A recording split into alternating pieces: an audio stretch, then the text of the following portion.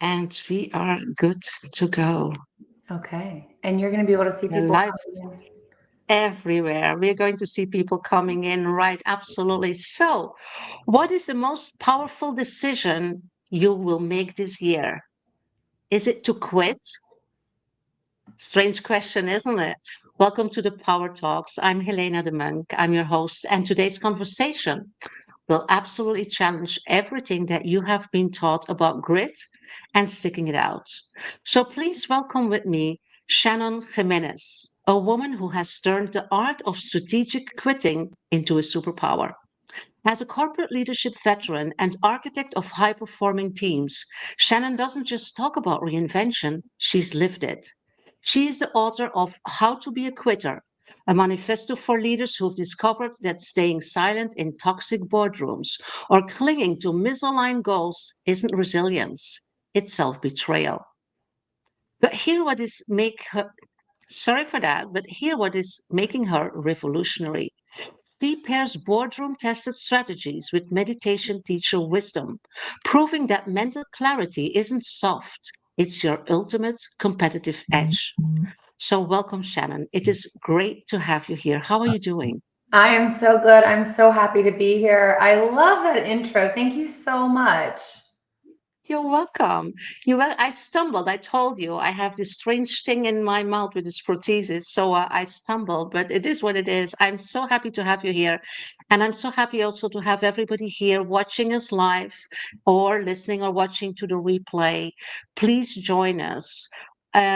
We have the comment box that is open for you. So if you have any questions or feedback or whatever you want to share with us or with the rest of the audience, just do. Be active, be proactive, ask your questions. Also, if you're watching or listening to replay, just put your stuff in the comment box. We will monitor it and we will get back to you. If you are not connected yet with us on LinkedIn, do that. Find Shannon, find me, connect with us so we can keep you in the loop of everything that we are doing, how we are supporting leadership. And Shannon, let's start. Okay. You have guided executives through billion-dollar pivots while teaching them to breathe through the chaos. So let's see where it gets uncomfortable with a question that I have and with something that I also have dealt with that was challenging me. Why do brilliant women still view quitting as failure when it might be their greatest leadership act? Oh wow, that's a strong question to get started with.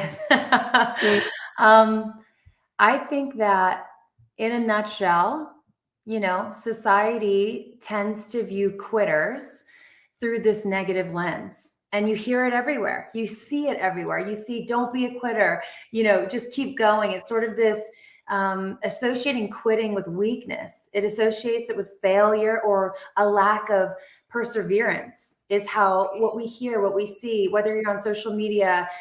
Those motivational speakers are all telling you, don't quit, keep going, wake up earlier, if you move things around to get that thing done. And so the cultural narrative often glorifies this sort of grit and this pushing through at all costs. So quitting can be, absolutely. yeah, I think that quitting can be misunderstood as giving up rather than Yeah. making a really powerful, intentional choice. And I think that's why, to answer your question, a lot of us, especially women, have this pressure of, we don't want to give up. Well, we don't want to be looked at as someone who quit, who, didn't push through, or maybe we were weak. We weren't as strong as the other people who didn't quit, who could have pushed through. But that's the twist, is that Mm, quitting is often the bravest move in the room. It's the yeah. refusal to settle. It's the courage to choose peace over burnout. And it's the wisdom to recognize when a chapter has just run its course. Yeah. I love that. It kind of becomes part of our identity, right? I am not a quitter. I am not a quitter. I won't give up. I have to persevere. And we do that in our jobs. We do that in our relationships. We do that in projects. It's like you say, we cannot reframe this as a conscious choice to stop something and make space for something new, right? So Mhm. Tell us a little bit about your story, because you have a background in that before you wrote your book and became like the I cannot say the quitter diva. That would sound very wrong, but you know what I mean. The Before you quitter came diva. into the mindset, Yeah, you hey, look, I'll changed take the it. mindset No, of what is possible, right? the pivoting, yeah, the pivoting person. Yeah.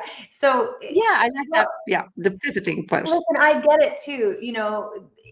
I was an athlete my whole life. I mean, let's start back from square one. I was an athlete and I played year-round soccer, and it was competitive, and I had to be the best. And, I'm a recovering perfectionist on top of that. So I'm getting it from just all angles my whole life of like, don't quit. And you made a commitment, and you have to show up for your team and be the best for yourself and for the coach and all of these things. So I was raised on hustle, on discipline, on this belief that quitting meant failure.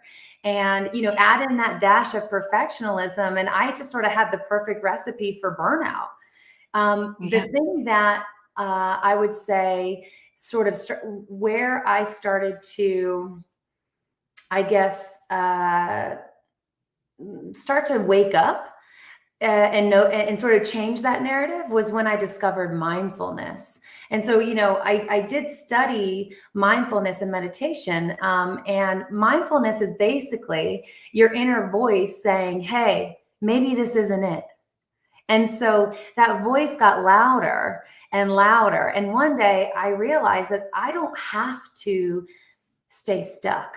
I started mhm, questioning things that I had never really given myself permission to look at. Like, why am I staying in a job that's draining me? Or why do I feel guilty even yeah, thinking about walking away from something that just doesn't fit? That's something that I want to be very clear about, is that we're talking about things that no longer fit, things that don't bring yeah, us joy, but we're still doing it. Why? And it's sort of yeah, that question, that mindfulness woke me up. And, it's this sort of, I realized that I don't have to wear burnout like a badge of honor. I yeah, can pivot. I can walk away. I don't have to prove anything by being miserable. That doesn't prove anything to anyone other than me just being miserable. So yeah, sort of it started when I went to school for photography. So you invest in school, and you yeah, invest your time, you invest your money. I was a photographer, and I ran my own photography business, and I was running it, pretty successfully for several years. And I started to ask myself, wow, this is more of a business than it is the creative part that I really love. And I'm starting to really not love it anymore. I felt myself sort of like, okay, I was kind of going through the motions of checking my gear and scouting locations, but it was more about the business and less about what I fell in love with photography. It wasn't about what I wanted to shoot anymore. It was about what I needed to shoot in order to make a living, which, yeah. those two things were not aligning. And that's one of my big Mm, things that I'll talk about probably a little bit later, is how do you know when to pivot? And that's number one, is what I love and what fulfills me, is that aligning with what I'm currently doing? And if it's mhm, not, that's your first signal to go, okay, hold on. Do I need to be doing this? Do I need to push past it? Is there something on the other side of this role? And that's something we can dig into as well. But that was the first time I said, but that's when the sort of the self-talk came in and goes, but you're a photographer. You yeah, spent all your time, all your money on being a photographer. What, you can't do anything else. Like, what's out there? And by the way, who are you to do anything else? You're not trained in anything else. It's that mm, sort of yeah, imposter syndrome. It's that fear kicking in that you go, okay, yeah, maybe I should stay a photographer, but I'm not happy. So that's when it came. yeah, That's when my very first pivot came, where I just started going, you know what? I'm just going to start looking for graphic design jobs, because I know how to, obviously creatively, I know how to put things together. I understand creative concepts because I'm a photographer. How hard could it be? I thought. And I did. I got like this entry level role as a graphic designer where I was just making posters basically over and over again, sort of a template based poster thing. And that turned into another thing that turned into another thing that turned into another thing. And so that's where the first pivot came. Mm. Yeah. Shannon, I'm going to check because we have some people here saying hi. Mitesh, hi. Hi. Jessica, looking forward to learn today. Adrian, exactly what she needs. Oh, hi, Wonderful. We will Adrian. give you what you need, Adrian. Thank you so much for being here. Jessica also saying this is 100%. Karen is saying hi. Yeah, absolutely. So, Shannon, one of the things that we didn't mention yet, we mentioned the guilt and the shame, and especially like in the situation that you mentioned where you were a team player, yeah, in soccer. It's not quitting because also you do not want to disappoint other people, the people that rely on you or that feel that you cannot be missed, or you do not want to break promises to them, or you feel that you might be judged or not no longer belong to a certain group of things. So that's a difficult one, keeping us sometimes even to make the reflection, does that still fit us? And there's another thing that is very interesting, and that is a difficult one for us to admit, and that is our addiction to being right. Because sometimes we make a Mhm. decision and we stick to it because if we change our minds, we will have to confess to ourselves, I'm putting it between accolades, that we were not right in that first decision. And for some of us, especially if we are like entrepreneurs or leaders and we are making decisions and people are looking at us, what choices do we make? What decisions do you make? You're successful. And then you have to say, well, that decision was not a good decision. I have to pivot because it's not serving me anymore. And sometimes this addiction to being right is keeping us from really making that move. And to I be very honest, a while ago, I had the same. I didn't want to be confronted with a situation that I made a decision that at that time felt right, but then, 2 or 3 years later was not a good choice anymore. And that's a difficult one. So as a mindset, how can we learn to be kind to ourselves and to have a conversation in understanding and in flexibility, that we are allowed to make the wrong decisions, or that we are allowed to make decisions that might not work out anymore 3 or 4 years later or 10 years later, or whatever the context is. So what can we do there? I really love that. Wow. That is so true and something I hadn't thought about before. Our egos, right? Of like, oh, Our I'm egos, wrong. right? I never even actually thought about that until you just brought it up. The myth, what I think about is, you know, maybe their strength isn't about being right all the time. Maybe there's strength in being willing to get it right over time. And Mhm, maybe changing your mind doesn't mean you were wrong back then. It means that you've grown since then. So yeah, that's not mhm, failure, that's evolution.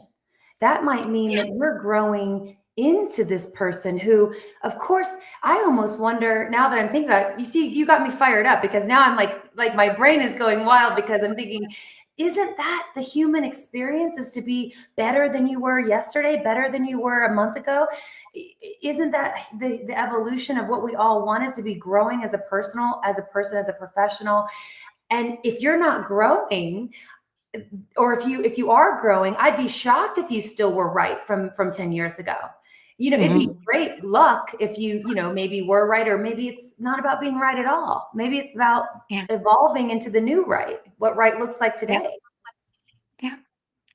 Quitting is also, of course, a risk for many people because the way you tell your pivot from photography to this graphic design, probably it was not like that every day, or in reality, it was like a smooth pivot. But a lot of people, women I know, women I work with, they're like, they would love to leave their job. And they are so afraid to do that because they're in this golden cage. They have high salaries, they have bonuses, they have whatever. And Shannon, they are so afraid of the unknown Hmm. because they don't know if the next thing will be the right thing forever, or if it will be serving them or whatever. So Embracing the unknown, I think, is a very important leadership skill and mindset, in order to do that. Because if you change in a career, if you leave a relationship, if you move places, go to live in another country, these are all things that put you somewhere at risk in our, in our linear mind, because there's so many things that we don't know. And then if you don't have that confidence and that, that intuition and that inner wisdom that guides you through that, because in the introduction I said, that you teach top leaders to breathe through chaos. So, what is it that you can do if you feel insecure, if you are like activating your fight or flight modus because you want to change, you want to make that move, you want to go that direction, but you're so scared because you don't know?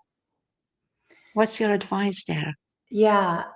And here's the thing too. I'm I've always been in that space when I've pivoted.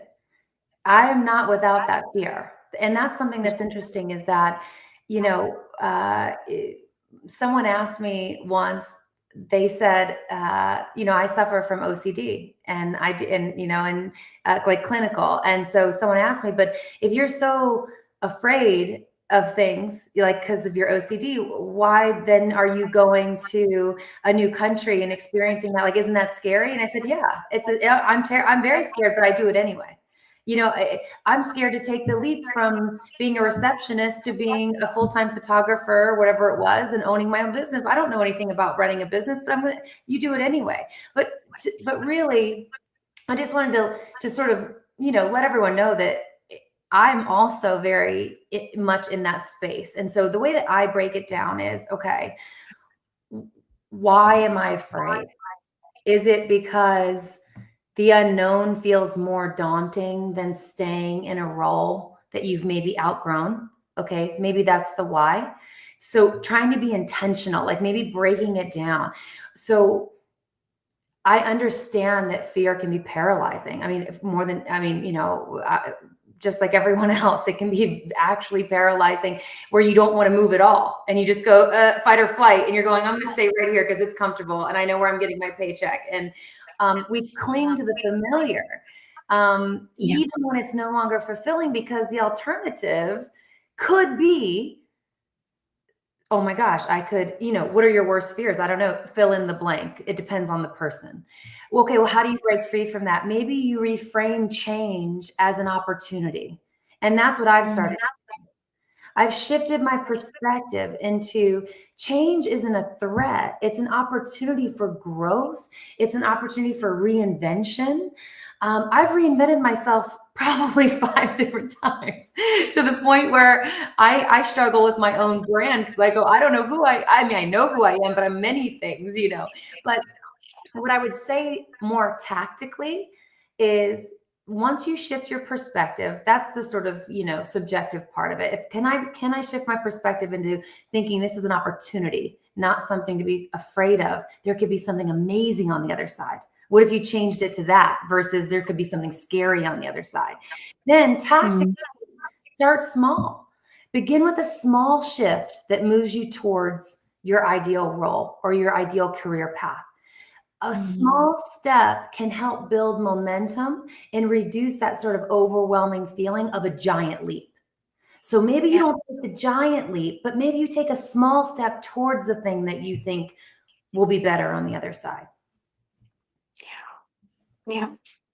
That reminds me of a concept that I like to work with. I call it strategic agility, which is like the next step of resilience. Resilience is the capacity to bounce back or to at least deal with all the curveballs that life throws at you, and go through them, go around them, or whatever. But strategic agility for me is building resilience with a vision, where you have like this idea of who you want to become or what you want to do or what you want to manifest, and already build the capacity to go in that direction with patience and understanding that it's like you say, that you can take small steps and you don't have to jump into the void. You can just prepare yourself for these things.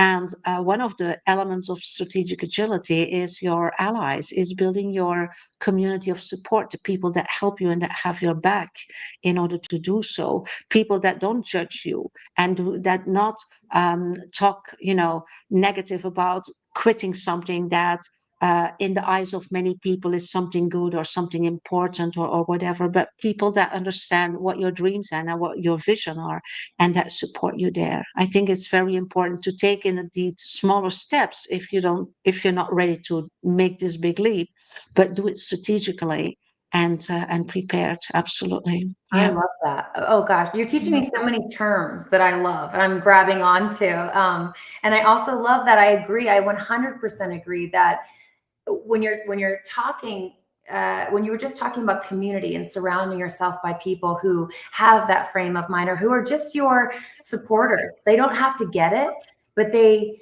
are just supporting you. And that's something that's really beautiful. If you can find mentors or even mentor others on something that you're really good at or that you can provide. I have a train that lives near me. If you hear the train, it's passing by.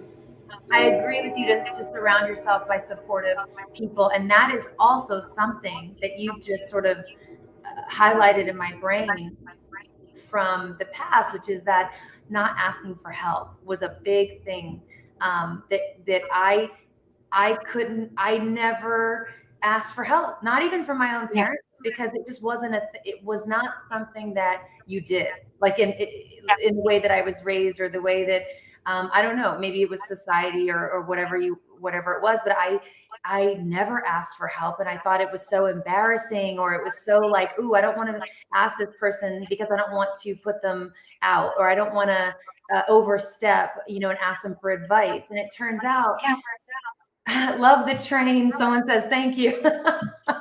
Yeah, it is like right next to my house. So I apologize if that comes back. It will come back, I'm sure. But yeah, uh, once I started asking for help, or when I started asking for advice, or when I started to just even find that your core people, whether they're your close friends or mentors or just people in your corporate sort of or network or your, finding some sort of community that, again, they don't have to get it, but they're excited for you and they're pushing you forward and they see something maybe in you before you see it in yourself. That's something that Yeah. I've also noticed. And then accepting the help, that's really tough for some people, myself included, in something that I had to really work on was even Yeah. just reaching out to someone and say, hey, can you give me advice on this? It could be my closest friend. And I would feel uncomfortable asking them for their advice because I would think I was overstepping in some way. When Mhm. if you reverse it, I offer my time always. Like I'm constantly open to helping wherever I'm needed or if someone needs me. But it was so hard to do it the other way Yeah. around. Someone once told me, if you're not asking for help or if you're not accepting help, because I was guilty of both, I didn't ask for help. And even if somebody tried to offer me help, I said, no, no, no, it's okay. I don't want to bother you. I need to do this on my own, I need to deal with my own. And somebody said, you know what? You're basically depriving us of the pleasure of helping you because your friends and your family, the people that love you, they want to help you. And if you always say no, it's like pushing them. It's like, and so you're losing in two areas. And that's absolutely true. That's Wow. absolutely true. And it is like it's learning to be humble and to be modest and to be grateful for the support and the possibilities that there are, and once that you can see that, it's a big difference. But we are taught not to bother people, Right. to be able to do things on ourselves. I mean, how many of us want to be superwoman, at our jobs, in our houses, taking care of the children, in our hobbies, in our sports, in our self-care? Sometimes if we get there, we want to be superwomen everywhere, and sometimes it's just too much. It's just too much. And Yeah. it's, from again, this is the Power Talks for Remarkable Females. And I do want to touch on the fact that in the past couple of years, I started to observe how men act especially since I'm in, the corporate world and I'm a leader in the corporate space. And I started to just observe. I've got brothers. I've got a ton of brothers. My husband is very successful in all these things, but I also have really great friends who are men, and they're doing great in the corporate world. And I started to observe them, and there are certain things that they do that are just like as if it's, asking, can you pass the salt? But to me, it's like asking for help. I observed that men in the workplace can ask for help. They ask for advice, and they don't even rethink it. They don't think twice about it. But as a woman, for whatever reason, for me, I'll speak from my own experience. When I ask for help, again, I think I've done a lot of growth, and I still have some room for growth here. Is I don't want to ask for help, because then it might make me look like I'm not qualified, or, oh no, all the faces and all the things that people may think. But a man I've observed goes, hey, can you help me out with this? And it's like, yeah, sure, no problem, dude. And like, they all help each other out. It's not a big deal. So then I tried, let me ask for help. And I got the same response. So it was like, oh, it's me. I don't feel comfortable for whatever reason. And maybe women have more pressure because we, want to be, I love that there's a man here, Mitesh, who says, I ask for help all the time in the workplace. Like, I wonder if women do, or if they feel like, oh, I want to ask, but I don't, because I don't want to be seen as, again, fill in the blank, whatever it is. Yeah. Exactly. Yeah. I think for women it is that additional thing, especially if they are, higher in the corporate arena, which I don't like to call it like that, but some feel it like that. It is a struggle, and asking for help is making them feel weak Yeah. in the eyes of others, which is basically not always the case. Sometimes it is, because they're very toxic environments to work in. We cannot deny that. But it is about keeping up these appearances and keeping up this image of powerful leader, but in a meaning and in a connotation that is not really serving us, and that is basically harming us more than serving us. Yeah, it is very, very true. Yeah. And there have been, So Shannon, yeah. yeah. Go ahead. Now I was going to ask you something about your book, because you wrote a book about how to be a quitter. So without giving it all away, because we will make sure that the links to order the book are also in the show notes and in the comments. But what is like the how can I say that? Because when you write that, probably also you get like epiphanies and insights that while you are writing. So, what's your most important insight that you have and that you can share, that is generated through your book writing process? My biggest insight into my book writing process. So the book, How to Be a Quitter, first of all, it's a picture book for adults. And the reason why I chose that format is because I have read so many leadership books, not to knock anybody's leadership book that they love, but I have read so many leadership books that could be summed up in a paragraph.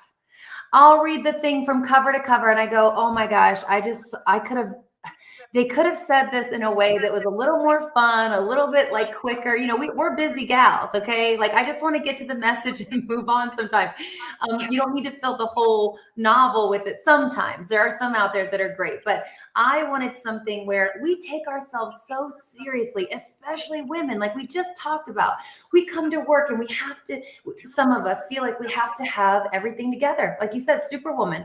You have to be the mom. The mom guilt is a whole other thing that it's like you put so much pressure on yourself as a woman in so many aspects of our lives that I thought, let's make it fun and let's make it quick and let's make the story just sort of, resonate with people who it's like a woman named Maggie, and it's a picture book, and it kind of, the pages turn pretty quickly, but it's about like a 20-minute read, but it's to kind of give some, life, some fun back into our lives. It's a leadership book, but in a way that's almost like it's one of my favorite books that I read is like this big, and it's called Who Moved My Cheese? My dad gave it to me when I was very just starting out, and it was such a quick read, and you got the point. You understood the message. Exactly. It was quick, and I still remember it to this day. So this book it takes you through sort of the corporate, like very much like I dramatized it a little bit. So you got like the fluorescent lights, you got the cubicle, you got the dead plants in the corner,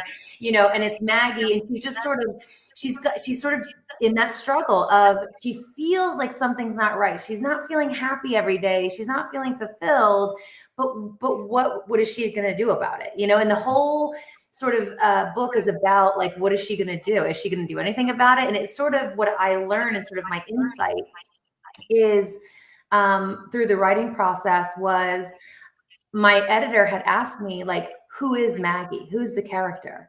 And I thought to myself, it's hard to pin down because it's a little bit of me, but it's also a little bit of some of my friends and colleagues that I've observed throughout the years who have gone through these internal struggles that maybe weren't as big of a struggle for me, because I take risks. Not everyone is as risky, like we talked about in the beginning.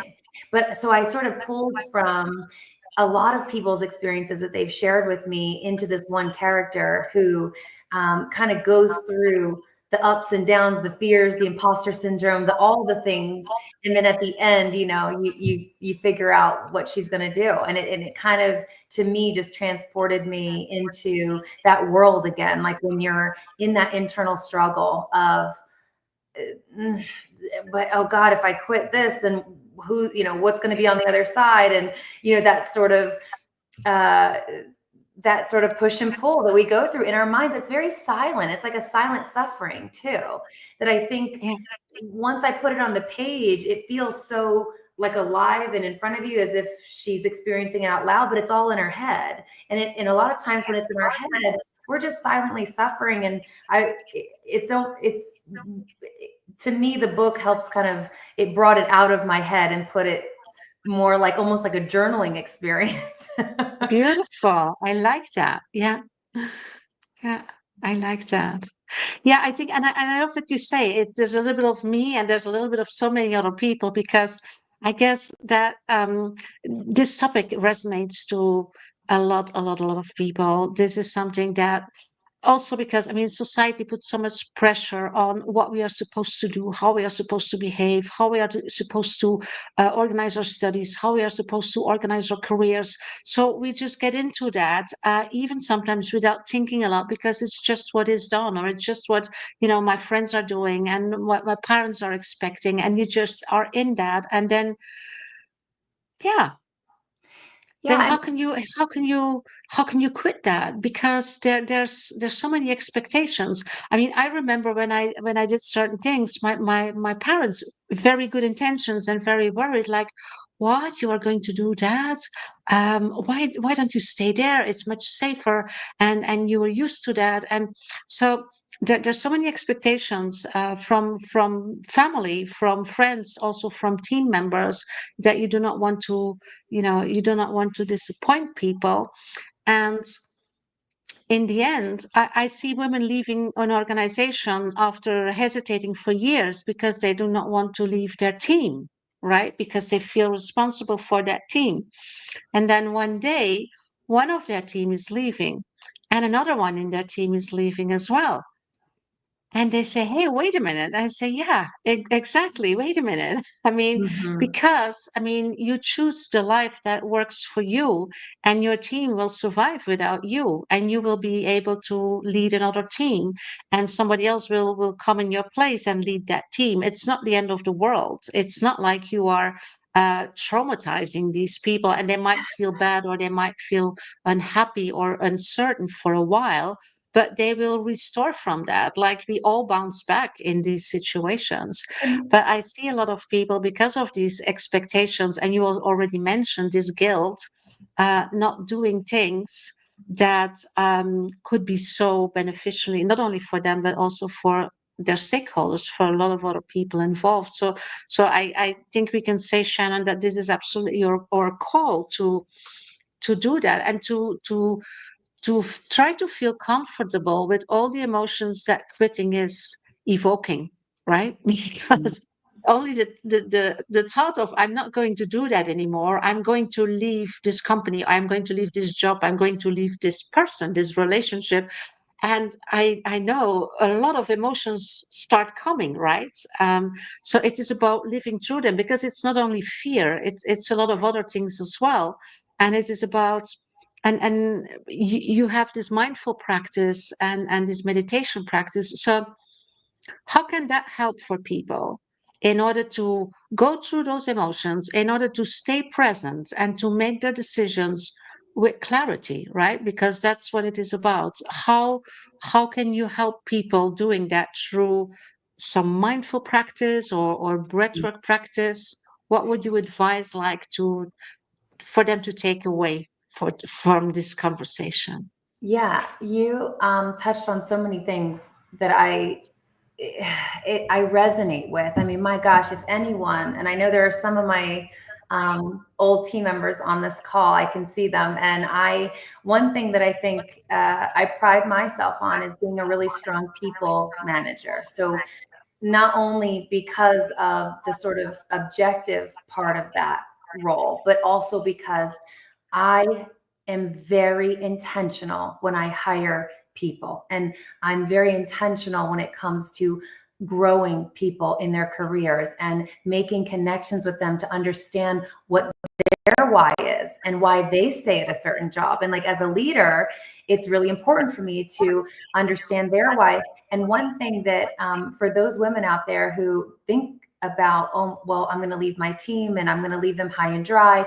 One thing that I think about when I've been in those situations, and it has been where it's like, oh my gosh, my team, I love my team. Like they're my people. Like I handpicked them and then I helped them grow. And we're, it's more than just a job sometimes. It really is, it's a relationship building exercise as a manager. If you're an intentional manager and you're someone who loves to see people grow in their own right and things like that.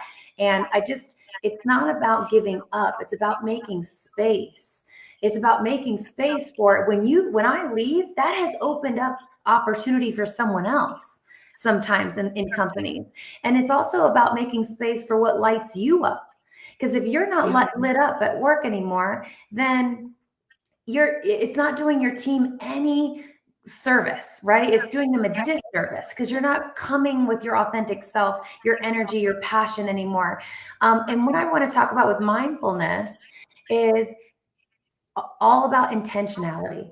So when you make your pivot, when you quit, it's plan your exit.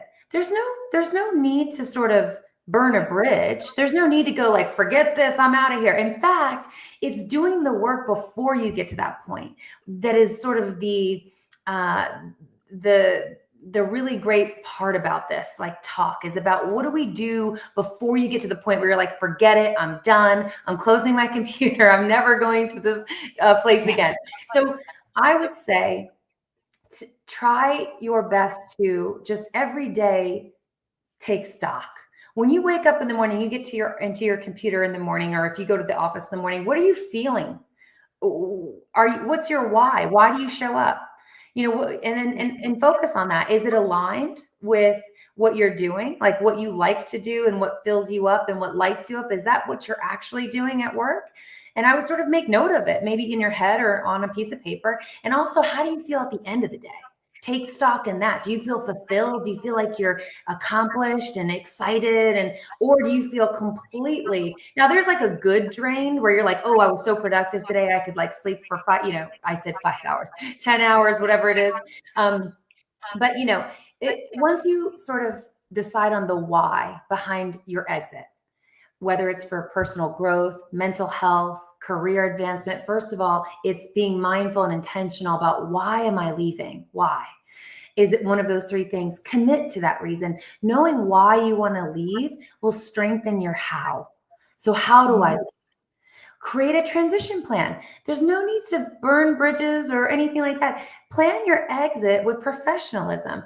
You could hand over responsibilities, prepare a successor, someone who's been wanting to grow and want to grow into your spot. See if you can coach them and mentor them and set them up for success. And also say, hey, you can call me anytime and I can help you through some of these experiences that you're going to experience when I'm not here anymore. And that's how they can grow. And you can feel good about that and say, I'm going to help people grow by my absence.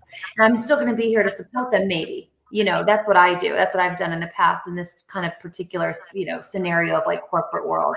And then I also like that. that sort of, the mindfulness is all about reframing perspective, reframe that narrative. Instead of Yeah. quitting as a negative, reframe it as making it a strategic choice. The goal is to leave a role that no longer serves you to create space for something that will. Yeah. I absolutely love that. And it is about being transparent and having the courage to have these difficult conversations, which are actually not that difficult when you are doing them. It's, the whole script that we write ourselves. I mean, I was in recruitment for 22 years. So we have been involved in a lot of people giving their notice, resigning, and then starting somewhere else. And we always coach them in that procedure of resignation. And most of them were really very nervous and scared. And then when they were there, they said, well, it went quite easy. Of course, because we coached them to prepare and to understand the response of the other person and to anticipate that and to already prepare in terms of transition and work that was, and already point out who could work for that and things like that. And then you don't have that very difficult conversation anymore. It is about being transparent and courageous. And I like what Jessica brings in here. This is absolutely true. Ooh, My fear of starting over in a new career was when I imagined myself 15 years in the future. That is such a great thought. I love it. Absolutely. I didn't want to be just get through for the next 15 years. Wow. That's a very good mental preparation. Exactly. Just imagine the next 15 years in this job or in this relationship or in this house or in this location, wherever you are, Yeah, where you already feel bad. I think that could also be a very good motivator. I wanted to be brave and jump. Jessica, thank you so much for sharing. Yeah, that's amazing. being a quitter was I the best feel, decision I made. So, yeah, absolutely. Thank you for that. wow. Wonderful. So I I want love to say, that thought I of do, having it, yeah, having that idea of the next 15 years. Yeah, that's cool. I love that. Love, love. I got yeah, chills. And the thing is, absolutely. when you talk, my mindfulness practice, meditating, mm, the minute I say the word meditation, some people shut down because they go, "Oh, I don't want to," and it's like, okay, well, meditating though, mindfulness is really, and meditation, it's about just being present and it's about doing the exercise that Jessica just did. It's Yeah, about taking stock. It doesn't have to be, meditation doesn't even have to be you sitting in a quiet space. It can be, but it doesn't have to be you sitting in a quiet space with your legs crossed and quieting your mind. It could also be a meditative practice of being mindful and being okay, like again, taking stock. What do I want my life to look like in 15 years? yeah, That's getting yeah, yourself out of autopilot and into the present moment and going, okay, let me plan. Let me think about how do I feel right now? Do we ever ask ourselves yeah, how often do we ask ourselves, how do I feel right now? Or how did I feel after that meeting? Do I feel good? Do I feel uneasy? Why? And then like sort of digging into that. And the more you do mindfulness and the more you do meditation, like whether it's formally or informally, it's that, but getting off of autopilot, the more you do that, the more you'll be in tune with your gut feelings and your instincts. And I would say to yeah, trust your instincts 10 out of 10 times. Even if you yeah, go rationally, I feel like my mind is saying you shouldn't be worried about that or you shouldn't do this or that. If your instincts are screaming and your gut is telling you, get out, get out. yeah, absolutely. Yeah. And for people who don't feel comfortable with meditation, I was talking this morning with somebody and she says, no, no meditations for me, because we were discussing about some practices that we would include in a coaching journey. Mhm. What works, and it works perfectly for me as well, is visualization practice, where we visualize ourselves in 6 months or a year in the role, in the position, in the location, in, the person that we want to become. And there's visualizations, you can download them, and if you want, you can ask me, because I also have them recorded. You activate that visual, but you also include all your senses. You hear yourself, you see yourself, you can feel, you can see the movements. What are you wearing? Who are you talking with? Where are you living? You can basically create this complete image of who you want to be.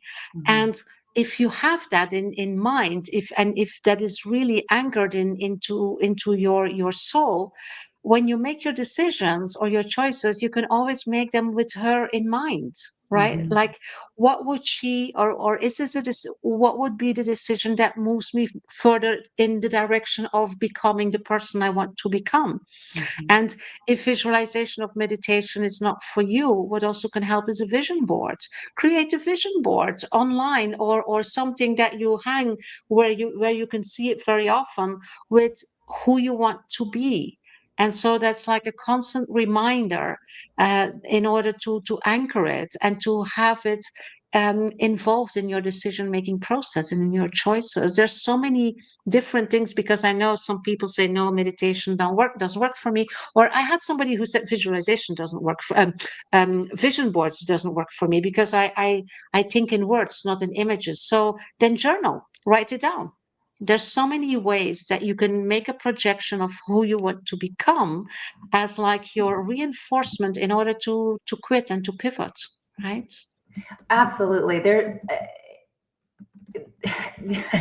I'm trying not to nerd out too much on this, but um, we this is what I tell people too. The people who say meditation is not for me, people are meditating all the time and not even realizing it sometimes. So, Mm, or yeah.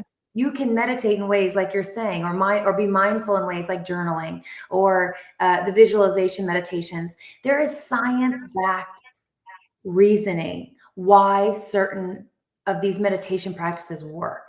And that's what's really great. And that's something that I focus on my YouTube channel with the Journey to Peace, like my meditations, is that what is the science that's happening in our brains, in our bodies, when we do this particular exercise, you could call it. It is meditation, but it's not sort of that, stigma that someone may have around what meditation is. It could be that you are washing the dishes, a normal everyday task, and instead of your mind wandering, you catch it and go, what does the soap smell like right now? Is the water warm or is it cool? And you just ask yourself these questions as you're doing a normal task. That's getting yourself into a mindful meditative state, which is taking you Mhm. off autopilot and into the present moment. And the more that you're present, the more that you can make those decisions, like you said, more strategically too, with a clear mind, with a mind that is focused.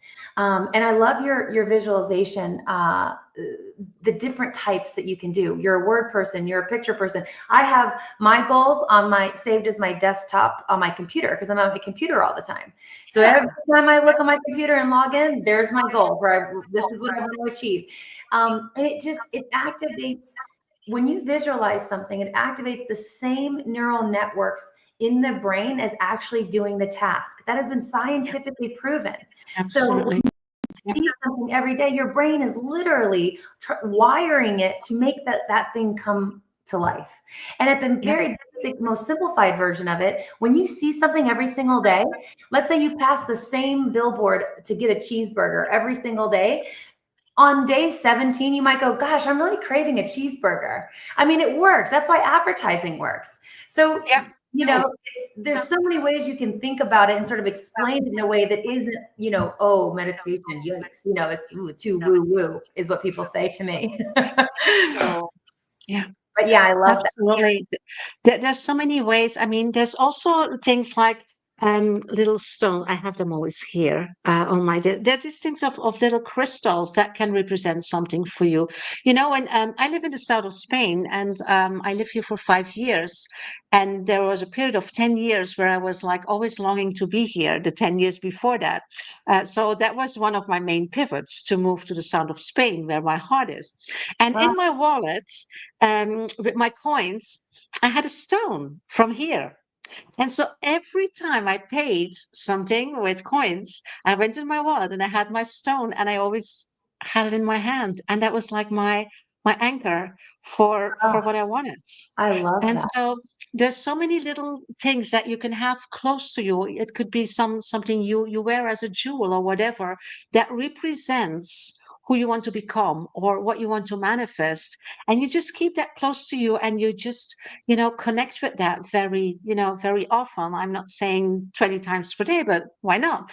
And that is like giving you that connection with and putting things in the universe, putting that energy out of what it is that you want to manifest. And I like that. I have a couple of those, and I had in the past always also that represented something that was really really important for me, and I kept it in my vision, on my radar, or I had it in literally on my body, and that can also be very powerful. Yeah. I love that. Yeah. I think that could do two things. I love that you called it an anchor. It could just Mm, simply remind you of your why. That's all. That could be exactly. a simply reminder of your why. Is why am I doing? Why am I taking this leap? Why am I saving up this money? Instead of going out to the movies. Why that go to your anchor. I love that. That could be as simple as that. Or the visualization stuff that you were talking about, and actually putting it on your desktop or putting it on a board or journaling it and looking at it every single day, somewhere that you pass every single day, your brain doesn't distinguish Yeah. between real and imagined experiences. That is truth. Yeah. So visualization is sort of like a mental rehearsal of what's to come. Exactly. Yeah.